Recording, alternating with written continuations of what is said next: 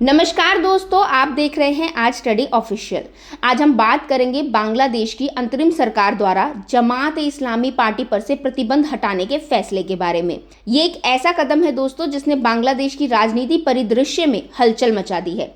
जमात ए इस्लामी बांग्लादेश की सबसे विवादित और विवादास्पद राजनीतिक पार्टियों में से एक रही है। आज हम जानेंगे कि ये प्रतिबंध क्यों लगाया गया था, इसे क्यों हटाया गया और इस फैसले का भविष्य में क्या प्रभाव हो सकता है। तो सबसे पहले बात करते हैं जमात ए इस्लामी पर प्रतिबंध क्यों लगाया गया था।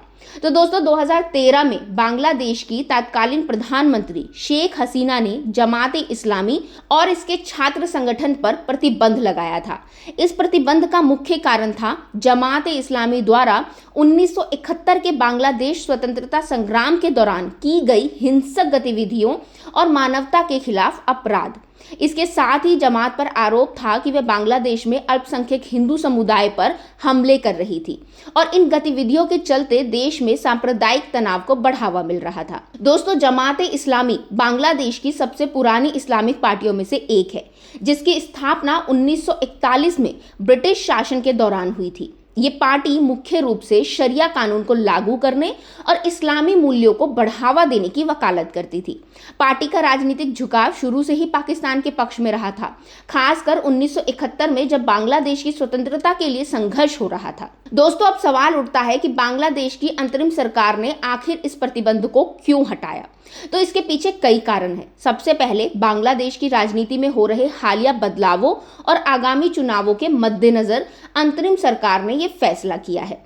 बांग्लादेश के गृह मंत्रालय ने अपने बयान में कहा कि जमात ए इस्लामी और उसके सहयोगी के आतंकवादी गतिविधियों में शामिल होने का कोई सबूत नहीं मिला है, इसलिए उन पर लगे प्रतिबंध को हटाया जा रहा है। दूसरा कारण है दोस्तों बांग्लादेश की सुप्रीम कोर्ट का हालिया फैसला, जिसमें कोर्ट ने जमात ए इस्लामी के चुनाव लड़ने पर प्रतिबंध को बरकरार रखा, लेकिन संगठन पर लगे अन्य प्रतिबंधों को हटाने की अनुमति दे दी। ये फैसला दोस्तों अंतरिम सरकार के इस निर्णय को बल देता है कि अब समय आ गया है कि जमात को फिर से राजनीतिक धारा में शामिल किया जाए। दोस्तों प्रतिबंध हटने के बाद जमात ए इस्लामी के प्रमुख डॉक्टर शफीकुर रहमान ने अपने पार्टी की नकारात्मक छवि के लिए दुर्भावनापूर्ण मीडिया अभियान को जिम्मेदार ठहराया। उन्होंने कहा कि जमात कभी भी बांग्लादेश में अल्पसंख्यक हिंदू समुदाय के खिलाफ हमलों में शामिल नहीं रही है और यदि भारत को कोई सबूत मिले तो वो पेश करे। उन्होंने आगे कहा कि उनकी पार्टी भारत के साथ बेहतर संबंधों की इच्छा रखती है और ये भी दावा किया कि जमात ए इस्लामी भारत विरोधी गतिविधियों में शामिल नहीं रही है। दोस्तों ये बयान बहुत महत्वपूर्ण है क्योंकि इससे संकेत मिलता है कि जमात ए इस्लामी खुद को एक कट्टरपंथी इस्लामी संगठन से मुख्य धारा की राजनीति में लाने का प्रयास कर रहा है। चलिए दोस्तों अब जानते हैं कि इस फैसले से भविष्य में क्या चुनौतियां और संभावनाएं हो सकती हैं। तो इस फैसले से भविष्य में कई संभावित परिणाम हो सकते हैं। सबसे पहले जमात ए इस्लामी का बांग्लादेश की राजनीति में फिर से प्रवेश निश्चित रूप से वहां की राजनीतिक स्थिरता को प्रभावित करेगा।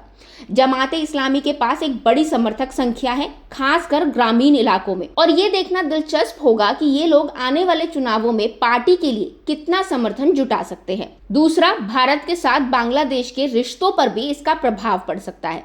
अगर जमात ए इस्लामी भारत के साथ अपने संबंध सुधारने के प्रयासों में सफल होती है तो ये क्षेत्रीय स्थिरता के लिए अच्छा संकेत होगा। हालांकि भारत की ओर से जमात ए इस्लामी की नई छवि को लेकर संदेह भी हो सकता है, खासकर जब तक पार्टी अपने पिछले विवादास्पद कार्यों से खुद को अलग नहीं करती। इसके अलावा दोस्तों बांग्लादेश की आंतरिक सुरक्षा और सांप्रदायिक सौहार्द पर भी नजर रखने की जरूरत है। जमात ए इस्लामी की राजनीतिक गतिविधियों का फिर से उदय कहीं देश में सांप्रदायिक हिंसा और तनाव को बढ़ावा ना दे, ये सुनिश्चित करना भी महत्वपूर्ण होगा। तो दोस्तों ये था बांग्लादेश में जमात ए इस्लामी पर लगे प्रतिबंध को हटाने का पूरा मामला। ये एक बहुत ही महत्वपूर्ण घटना है जो बांग्लादेश की राजनीति और दक्षिण एशिया के भू राजनीतिक परिदृश्य को प्रभावित कर सकती है। दोस्तों आने वाले समय में देखना होगा कि जमात ए इस्लामी किस तरह से अपनी राजनीति को आगे बढ़ाती है और इससे क्या परिणाम निकलते हैं। हमें उम्मीद है कि आपको ये वीडियो पसंद आया होगा। अगर हाँ तो हमारे चैनल आज स्टडी ऑफिशियल को सब्सक्राइब करना ना भूलें और साथ ही दोस्तों इस वीडियो को लाइक और शेयर जरूर करें। मिलते हैं अगले वीडियो में, तब तक के लिए थैंक यू।